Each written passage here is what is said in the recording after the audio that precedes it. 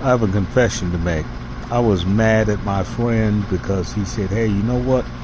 You don't speak any Spanish. And so YouTube sent me a bunch of links by people who spoke Portuguese but were trying to show other people who spoke Portuguese how to speak Spanish. And the whole thing, to me, just sounds like Portuguese. The person will say, eu acho que isso livro está maravilhoso. Os mexicanos nos dizem livro como esse. And they'll say, they'll talk like that.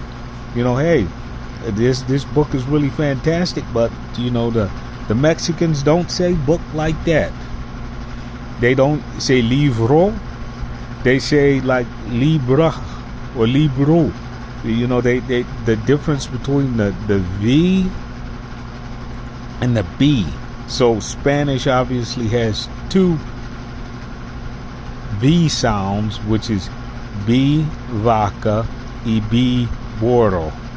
And so the Portuguese speaker is making a big deal about the V in Portuguese, but what you do with the V in Portuguese is you turn it into a Latin we.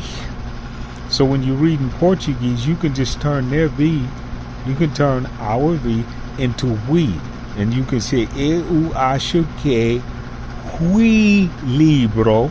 See, and it doesn't make any difference because Portuguese is so close to Latin.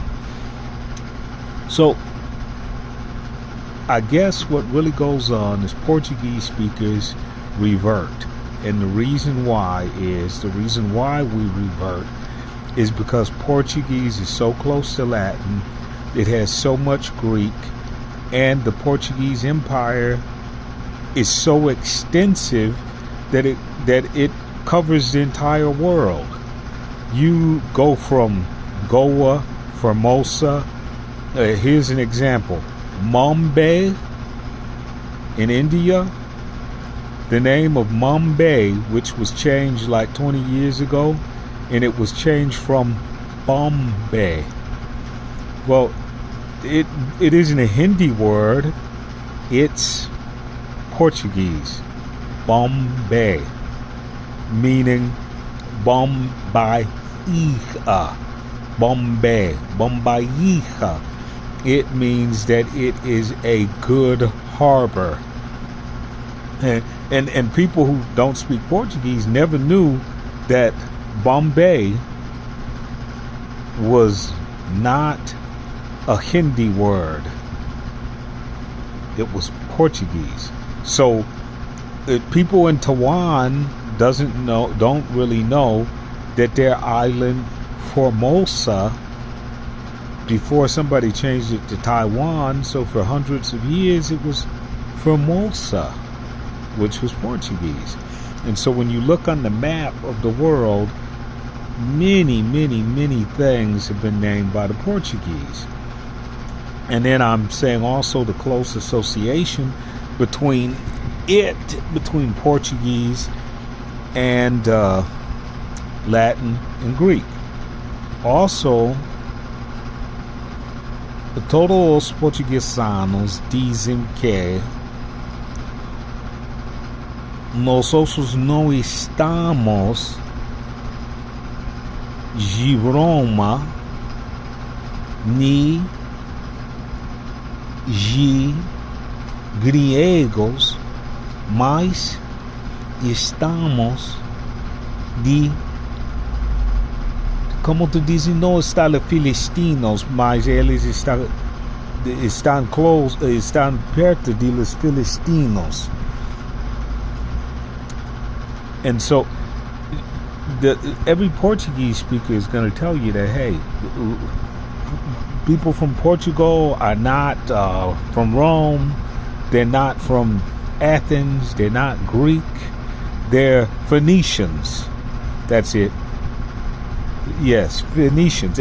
Everybody in Portugal has a legend about a Phoenician that came. And remember, the Roman legend is that a guy from Troy came.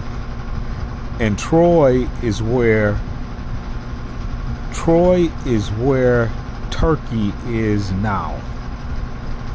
So the Romans claim that they come from the Turks, essentially, and the Portuguese claim that they come further south and they come from the Phoenicians. So that's why Portuguese speakers are always going to revert, because the language, it encompasses all of the languages of Europe except for the northern tier languages. That's one of the reasons why, for a Portuguese speaker, the other languages in the southern tier of Europe are